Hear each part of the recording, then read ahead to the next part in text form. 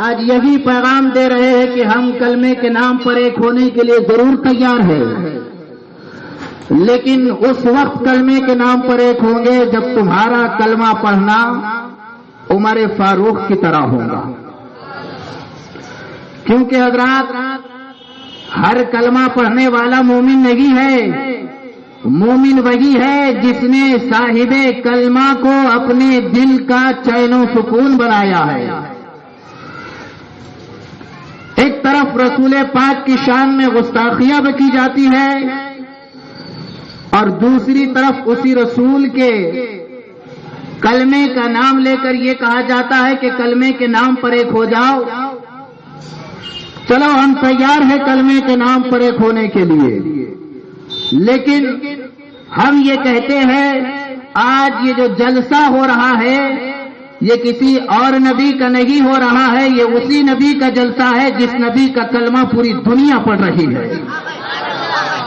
اگر دعوت دینے والے سچے ہوتے تو آج اس جلسے میں آ کر اپنی غلامی کا ثبوت دیتے، کیونکہ یہ جلسہ اسی نبی کا ہے جس نبی کے کلمے پر ایک ہونے کی بات ہو رہی تھی. تم کیا نبی کے کلمے پر ایک کرو گے؟ نبی کے کلمے پر ایک کرنے والے نے مسلمانوں کو ایک کر کے چلا گیا اور اسی کو زمانہ احمد رضا خان کہتا ہے. جب ہندوستان کی سرزمین پر رسول پاک کی شان میں توہینیں لکھی جا رہی تھی، قرآن کے ترجموں کو بدلا جا رہا تھا، رسول پاک صلی اللہ تعالی علیہ وسلم کی محبت مومنوں کے دلوں سے نکالی جا رہی تھی، تو اس وقت بچانے کے لیے سہارنپور یا ندوہ نہیں آیا تھا. اگر ہندوستان کی دھرتی پر مسلمانوں کا ایمان بچانے کے لیے کوئی آیا ہے تو وہ نقی علی کا شہزادہ سنیوں کا امام احمد رضا خان آیا ہے، اور اسی نے سنیوں کے ایمان کو بچایا ہے. تو کسی نے یہ کہا ہے کہ ملک سکن کی شاہی تم کو رضا مسلم، جس سمت آ گئے ہو سکے بٹھا دیے ہیں، اور ہے عاشق رسالت سرکار اعلی حضرت، تم نے وہابیوں کے خچے چھڑا دیے. نعرہ تکبیر، نعرہ رسالت، عشق محبت، عشق محبت. جشن عید میلاد النبی، خواجہ کا ہندوستان. نعرہ تکبیر، نعرہ رسالت. عزیزان ملت اسلامیہ،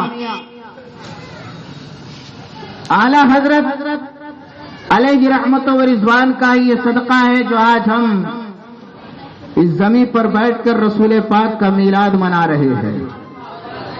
اس لیے کہ بریلی کی دھرتی پر اگر احمد رضا خان نہیں آتے تو سنیوں کا ایمان کون بچاتا؟ یہ اعلی حضرت نے بچایا. تم کو یہ دعوت دے رہے ایک ہونے کی، ان کو کہو ہم ضرور ایک ہوں گے، لیکن کلمے کے ساتھ ساتھ تمہیں مسلک اعلی حضرت کے جھنڈے کے سائے تلے آنا ہوگا، تب ایک ہوں گے.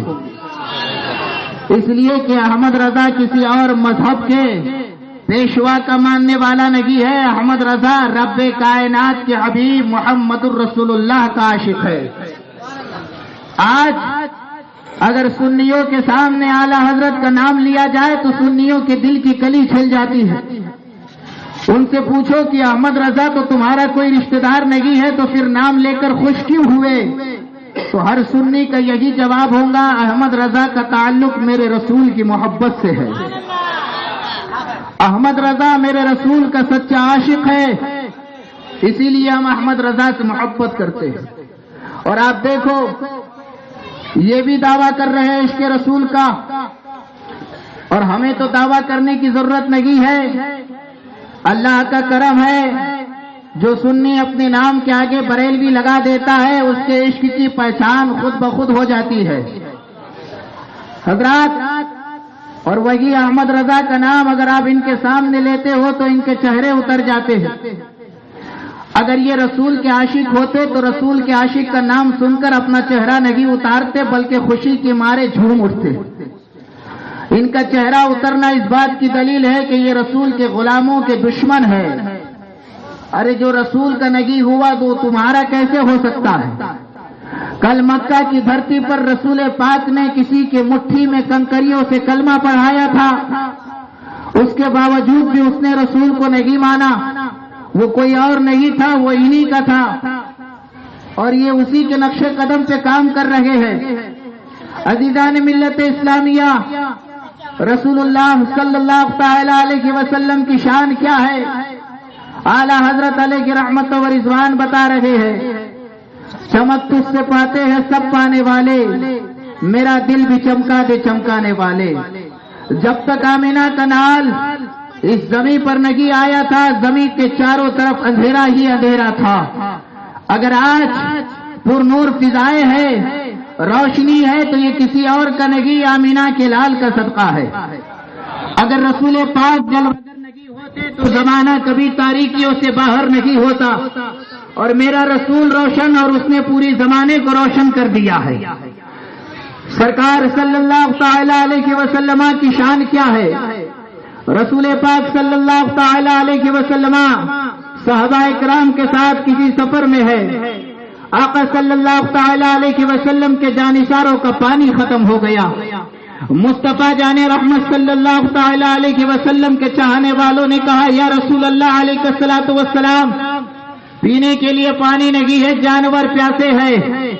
اب دیکھو, ایک مقام تھا مقام صحبہ, وہاں پانی کی ضرورت پڑی تو آمینہ کے لال نے انگلیوں کو کشادہ کیا تو انگلیوں سے پانی کے چشمے بہنے لگ گئے. اور ایک مقام یہ ہے جہاں پر صحابہ کہہ رہے ہیں, یا رسول اللہ پانی نہیں ہے. رسول پاک چاہتے تو اسی زمین سے پانی نکال لیتے, رسول پاک چاہتے تو آسمان سے پانی کو بلا لیتے, رسول پاک چاہتے تو پھر اپنی انگلیوں سے پانی کو برسا دیتے. لیکن رسول پاک نے نہ انگلیوں سے پانی کو نکالا, نہ زمین سے پانی کو نکالا, نہ آسمان سے پانی کو برسایا, بلکہ رسول پاک نے کہا, علی اٹھ جاؤ, اپنے ساتھ کسی کو لے لو. فلاں پہاڑ کے پیچھے ایک حبشی غلام جا رہا ہے, اونٹ کے پشت پر پانی لے کر جا رہا ہے. حضرت علی سے سرکار نے کہا, علی چلے گئے. اگر علی کی جگہ آج کا وہابی ہوتا تو یہ کہتا, یا رسول اللہ آپ پہاڑ کے پیچھے کا کیسا جانتے ہیں؟ اس لیے کہ ان کے مولویوں نے یہ تک لکھ دیا ہے کہ رسول تو وہ ہے کہ جنہیں سیٹ کے پیچھے کی خبر نہیں ہے, محمد تو دیوار کے پیچھے کا نہیں جانتے ہیں. لیکن وہ صحابی تھے, وہابی نہیں تھے. انہیں پتا تھا جو رسول کہہ دیتے ہیں وہی ہوتا ہے. اس لیے کہ زمین پر جو کچھ بھی ہے آمینہ کے لال کا صدقہ ہے. اور رب کائنات نے آمینہ کے لال کو فقط آمینہ کا لال ہی نہیں بنایا ہے, بلکہ اعلیٰ حضرت کی زبان میں سنو کہ اللہ رب العزت نے اپنے حبیب کو کیا بنایا ہے؟ دونوں جہاں کا مالک و مختار بنا کر بھیجا ہے, کائنات کا مالک و مختار بنا کر بھیجا ہے, غیب دا نبی بنا کر بھیجا ہے. اللہ رب العزت نے اپنے حبیب کو تمام کائنات کے لیے رحمت بنا کر بھیجا ہے. اللہ رب العزت نے اپنے محبوب کو بیٹیوں کے لیے رحمت بنا کر بھیجا ہے, بیٹوں کے لیے رحمت بنا کر بھیجا ہے, بلکہ زمین ہی نہیں مکمل عالم کے لیے اللہ رب العزت نے اپنے محبوب کو رحمت بنا دیا. اور وہی رحمت والے رسول کہتے ہیں, علی فلاں پہاڑ کے پیچھے جانا, وہاں ایک حبشی غلام پانی لے کر جا رہا ہے. علی اپنے ساتھیوں کے ساتھ چلے, سفر کر رہے ہیں. علی فلاں پہاڑ کے پیچھے جہاں رسول نے بتایا تھا وہاں علی پہنچے. یہ علی وہ ہے جسے داماد پیمبر کہا جاتا ہے, جسے فاتح خیبر کہا جاتا ہے, جسے مشکل کشا کہا جاتا ہے, جسے جناب حیدر کہا جاتا ہے. وہ علی جا رہے ہیں. اب وہ حبشی غلام کو علی نے دیکھا, کہا چلو چلو تمہیں ہمارے آقا نے بلایا ہے. حبشی غلام کہتا ہے, میں کسی آقا کو نہیں جانتا ہوں, میں تو فقط ایک ہی آقا کو جانتا ہوں جس کے لیے میں یہ پانی لے جا رہا ہوں. علی کہتے ہیں, میرا آقا وہ ہے جو تمام آقاؤں کا آقا ہے, اسی آقا نے تمہیں بلایا ہے. علی کے ساتھ وہ چلنے کے لیے تیار نہیں ہے. لیکن دیوانو, علی تو وہ ہے نا کہ ایک ہاتھ میں خیبر کا دروازہ اکھاڑ دے. علی تو وہ ہے جس کی تلوار چلے بدر میں تو کافروں کی گردنیں ایسی کٹے جیسے بنیے کے دکان پہ گاجر مولی کٹ رہی ہو. وہی علی نے کہا, اگر نہیں چلو گے تو جان لو میرا نام علی ہے, اگر نہیں چلو گے تو جان لو میرا نام علی ہے, مجھے شیر خدا کہا جاتا ہے. وہ حبشی غلام کو علی اپنے ساتھ لے جا رہے ہیں. مصطفیٰ کی بارگاہ میں علی نے اس غلام کو لایا اور مصطفیٰ نے کہا, اے میرے غلاموں پیاس کو بجھا لو، جانوروں کو پانی پلا دو، اپنے مشکیزوں کو بھر دو۔ مصطفیٰ کا حکم ہوا، حبشی غلام کے مشکیزے سے پانی لیا گیا، صحابہ نے پانی پی لیا، جانوروں کو پلا دیا، اپنے مشکیزوں کو بھر دیا۔ اب سرکار صلی اللہ تعالی علیہ وسلم سے غلاموں کا یہ معاملہ دیکھ کر وہ حبشی غلام کا چہرہ اتر گیا۔ اب دل میں سوچ رہا ہے، اب دل میں سوچ رہا ہے یہ کیا ہو گیا؟ اگر میں اپنے آقا کے پاس پانی لے کر نہیں جاؤں گا وہ مجھ پر ظلم کرے گا، وہ مجھ پر ظلم کرے گا، وہ مجھے پیٹے گا، وہ مجھے سزا دے گا۔ لیکن اسے کیا پتا تھا وہ ایسے آقا کے دامن میں آ گیا ہے کہ جن کے دامن میں جہنمی آتا ہے تو جنتی ہو جاتا ہے، ابو بکر آتا ہے تو صدیق ہو جاتا ہے، عمر آتا ہے تو فاروق اعظم ہو جاتا ہے، عثمان آتا ہے تو ذو النورین ہو جاتا ہے، اور علی آتا ہے تو شیر خدا ہو جاتا ہے۔ یہ اسی نبی کے دامن میں ہے۔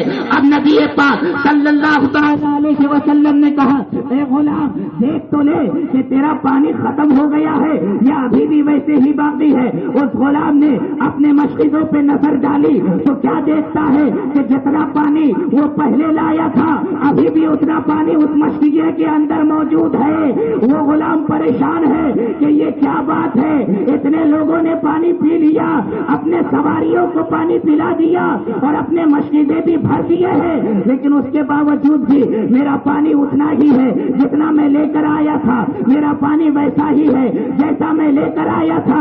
وہ غلام سمجھ گیا کہ یہ وہ ہے جو چند مشکیزوں سے اتنے غلاموں کی پیاس بجھا سکتے ہیں، اپنے جانوروں کی پیاس بجھا سکتے ہیں اور مشکیزوں کو بھر سکتے ہیں، اور پانی میں کچھ کمی نہیں آئی ہے تو یقیناً یہ کوئی پاورفل آدمی ہے، یقیناً یہ کوئی نیک آدمی ہے، یقیناً یہ کوئی اچھا آدمی ہے۔ تو علی نے کہا تھا، اے نادان یہی تو ہمارے آقا ہے، یہی تو ہمارے آقا ہے۔ ان کا عالم یہ ہے، یہ انگلی اٹھاتے ہیں تو چاند کا سینہ چیر دیتے ہیں، یہ انگلی اٹھاتے ہیں ڈوبے ہوئے سورج کو پلٹا دیتے ہیں۔ یہ تو وہ ہے کہ عیسیٰ ٹھوکر مارے تو بولنے والا مردہ پھر سے بولنے لگتا ہے، لیکن میرے رسول کا پاور تو یہ ہے، پتھر ہے، پتھر میں نہ تو زبان ہے، پتھر میں نہ تو سننے کی قوت ہے، پتھر میں نہ تو چلنے کی قوت ہے، نہ وہ بول سکتا ہے نہ وہ سن سکتا ہے، لیکن مصطفیٰ جانے رحمت اگر اشارہ کر دے تو اللہ پتھروں کو بھی زبان عطا فرما دیتا ہے۔ وہ غلام نے کہا، میں سمجھ گیا ہوں کہ آپ یقیناً اللہ کے نبی ہیں، میں اس آقا کی غلامی کو چھوڑ کر آپ کی غلامی اختیار کرنا چاہتا ہوں۔ مصطفیٰ کے قدموں میں گرتا ہے، رسول کا کلمہ پڑھتا ہے اور مصطفیٰ کے غلام ہو گئے، اب یہ صحابی ہو گئے۔ اب مصطفیٰ نے کہا، جاؤ جہاں تم جا رہے تھے۔ وہ پلٹے اور پلٹنے کے بعد ان کے ذہن میں یہ خیال آیا کہ جو شخصیت چند مشکیزوں سے تمام غلاموں کی پیاس بجھا سکتی ہے وہ جو چاہے وہ کر سکتی ہے۔ پلٹ کے کہا، یا رسول اللہ غلام تو بنا دیا ہے، اب جیسے میرے دل کو روشن کیا ہے میں چاہتا ہوں کہ میرے چہرے کو روشن کر دیجیے، میرے چہرے کو منور کر دیجیے۔ آمینہ کے لال نے قریب بلایا، قریب بلا کر اپنے نورانی نبوت والے گورے گورے ہاتھوں کو اس صحابی کے چہرے پر گھمایا۔ علی کہتے ہیں اور تمام صحابہ کہتے ہیں، جب ہم لے کر آئے تھے حبشی غلام بالکل کالے تھے، رسول پاک نے چہرے پر سے اپنے نورانی ہاتھوں کو پھیرا تو ایسا لگ رہا تھا غلام کا چہرے پر 14ویں کے چاند کا نور چمک رہا ہے۔ اور جب اسی پر بریلی کے تاجدار کی نظر پڑی تو عشق و مستی میں جھوم کر احمد رضا پکار اٹھے، یا رسول اللہ علیہ والسلام، چمک تجھ سے پاتے ہیں سب پانے والے، میرا دل بھی چمکا دے چمکانے والے۔ نعرہ تکبیر، نعرہ رسالت، سرکار کی آمد، دلدار کی آمد، نعرہ تکبیر، نعرہ رسالت۔ عزیزان ملت اسلامیہ، یہ ہے ہمارے رسول کی شان۔ اگر کسی کا چہرہ سیاہ ہو، مصطفیٰ اپنا ہاتھ پھیر دے تو اللہ اس کے چہرے کو روشنی عطا فرما دیتا ہے۔ اور اسی رسول کے تعلق سے ان مردودوں نے یہ لکھا ہے کہ رسول کچھ نہیں جانتے، ہم یہ کہتے ہیں کہ ہمارا رسول پاورفل ہے، اللہ کی عطا سے سب کچھ جانتا ہے. تمہارا وہ کوئی اور رسول ہوگا جو کچھ نہیں جانتا. الحمدللہ ہم تو اس رسول کا کلمہ پڑھنے والے ہیں جو رسول انگلی اٹھائے تو چاند کا سینہ چیر دیتا ہے. تو حضرات، کہنے کا مقصد صرف یہی ہے کہ کلمے کے نام پہ بلانے کے بعد آپ ان کے پیچھے نہ چلے جانا. دیکھ لینا کہ کلمے کے نام پہ بلا رہا ہے، رسول پاک کی محبت اس کے دل میں ہے یا نہیں ہے.